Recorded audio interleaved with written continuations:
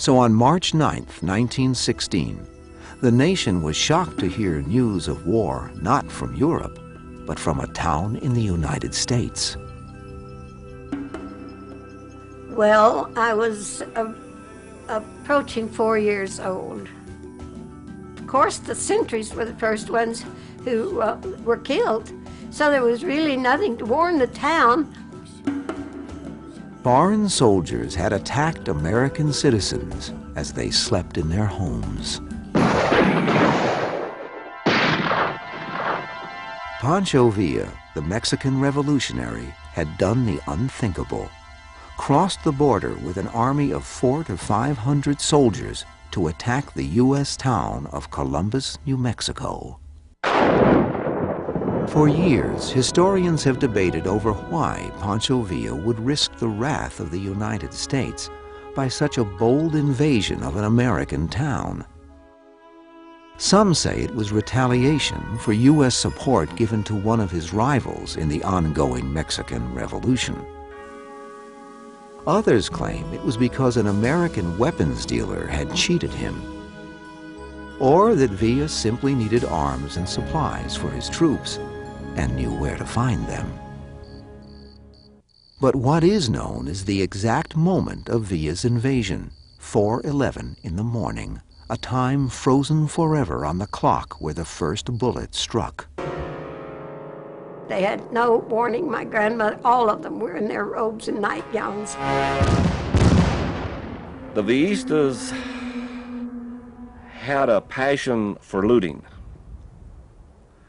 and they looted every store on Broadway Street, which is the main street of the village at that time.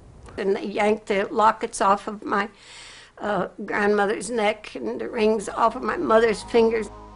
One of the first casualties, James T. Dean, an Iowa farmer who had moved his family to the border town to start a new life. He took his final steps while trying to put out a fire at the town store.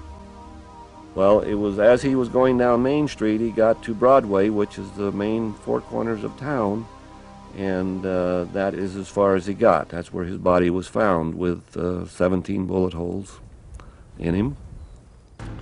American soldiers at nearby Camp Furlong heard the gunfire and under the cover of darkness joined the battle in the streets of the little border town. One of the big mistakes that the Villistas made was when they started the fire at the mercantile store. And then it caught the hotel on fire and it lit up the whole area so that the soldiers could see the Villistas to shoot them. The invading troops had not counted on coming up against regular U.S. Army soldiers equipped with machine guns and repeating rifles. They easily cut down the waves of Villa's attacking army. At daybreak, survivors began to count the dead and take stock of the damage. 19 Americans died that day. A small plaque memorializes their names in the center of town. There were 8 U.S. Army soldiers listed and 10 civilians. The one name missing on the monument is that of an unborn child. The only woman that was killed was Bessie James, and she was with child. At sunrise, Villa's marauding army disappeared back into the desert from where it had struck. They took with them stolen supplies, horses, and munitions.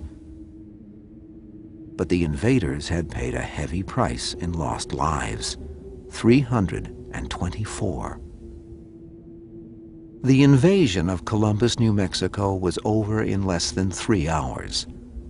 But the terrifying memories of what happened that morning in 1916 have lasted a lifetime. I've lived with it practically every day of my life. We stood looking at the ruins of the hotel. It was still smoldering. I guess it was mattresses and things.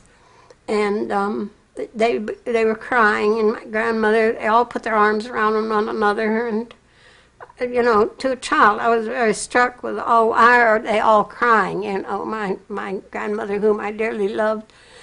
And where was the hotel?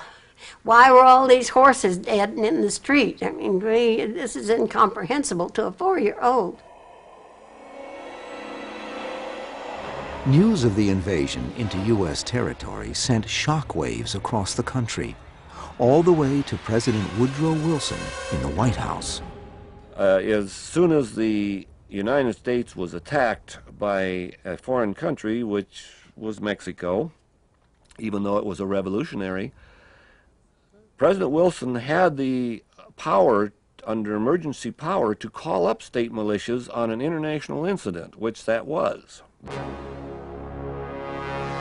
The city of Columbus posted a reward of $5,000 for Francisco Pancho Villa, dead or alive. But the United States government was prepared to pay a much higher price to avenge the attack on American citizens on American soil. Less than 1 week after the raid, General John Pershing amassed a force of more than 6,600 soldiers and crossed the border into Mexico to hunt down Pancho Villa. Now, as far as the Americans are concerned, he is simply a butcher, and he needs to be caught and he needs to be punished. At that time, the Mexican Civil War was underway, and Villa was also being pursued by other Mexican revolutionary forces.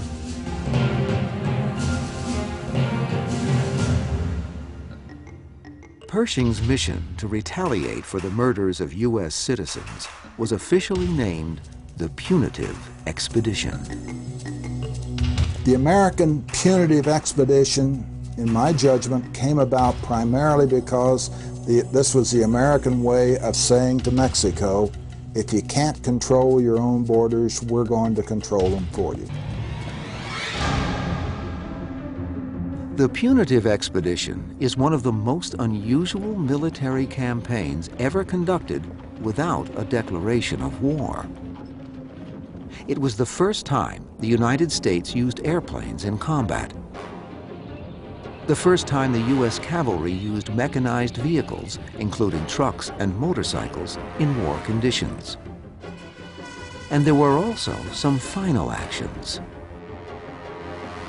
It's the last time an American soldier went into combat without a helmet. It's the last time an American soldier went into combat without a gas mask. Back in the United States, there was a great deal of interest in the expedition. Newspapers ran daily reports. One headline in Texas even proclaimed, "Villa slain," in bold type. But the report turned out to be false, and the stories went back to recounting the chase.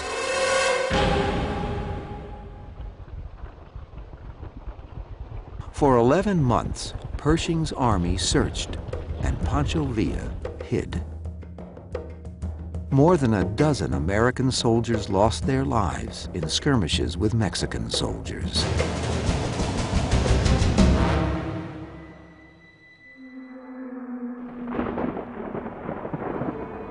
The expedition cost the U.S. government an estimated $140 million. But Villa eluded everyone, including bounty hunters and rival factions in the Mexican Civil War.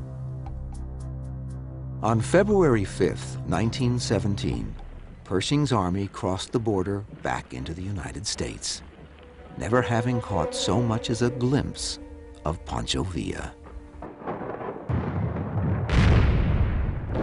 Just a few months after their return, many of those same American soldiers, including General Pershing, were shipped off to Europe to fight in World War I.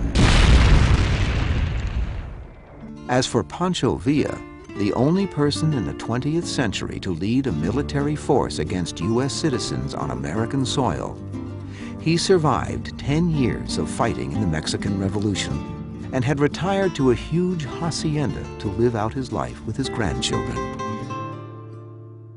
3 years later, in 1923, he was shot to death by political rivals while driving home from a friend's house.